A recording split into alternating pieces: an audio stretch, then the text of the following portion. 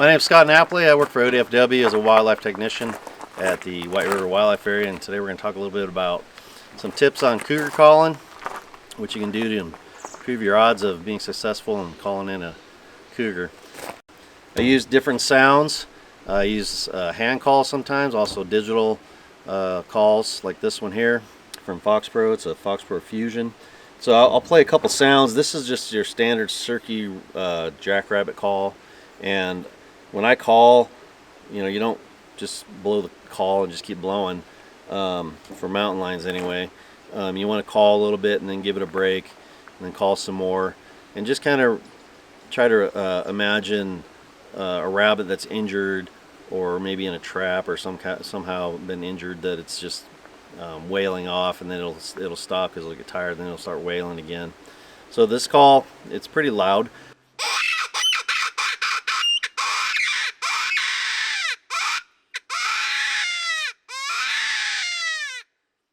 So sometimes you blow that, if you blow too hard, you'll get a little stop in the reed on some calls. It happened there once. But that's your basic rabbit in distress call. I've called in mountain lions with that. And then don't be afraid to try mountain lion sounds to call in mountain lions.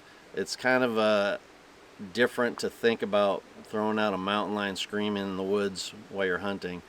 But the last one I called in actually was using this call here. It's a mountain lion in heat call.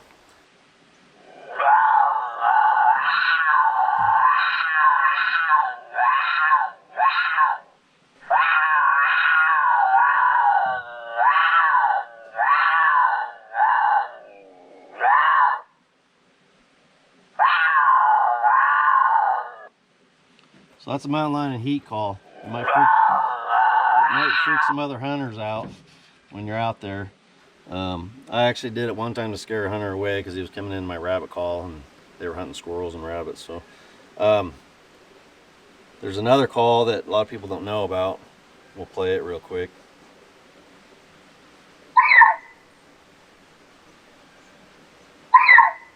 So mountain lions can make this whistle, and a lot of times it's communication between siblings, or it's communicating from a young cub or kitten that's calling mom, or vice versa. So sometimes if you hear that sound, you might think it's a bird, but it might actually be a mountain lion communicating with another mountain lion. Another thing you can use now is these moving decoys, and this is just one example that I have attached to my collar.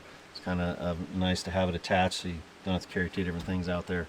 But there's a lot of different moving decoys, and since 2019 it became legal to use moving decoys for big game animals in Oregon.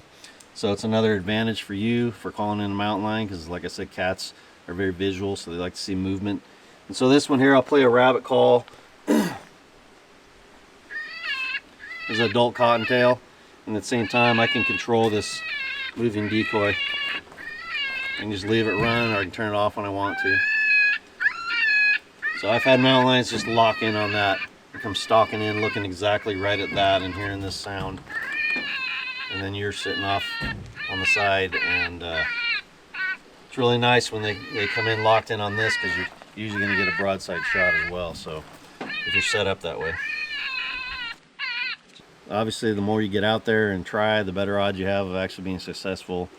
And there's been many times I've called and not called in anything, but I just keep trying, and it eventually works out. I do recommend eating the meat. You're not required to salvage the meat from a mountain lion, but it's excellent meat. It's kind of a white meat, like a kind of a pork meat, and it's really good. So if you haven't tried it, I really highly recommend that you do.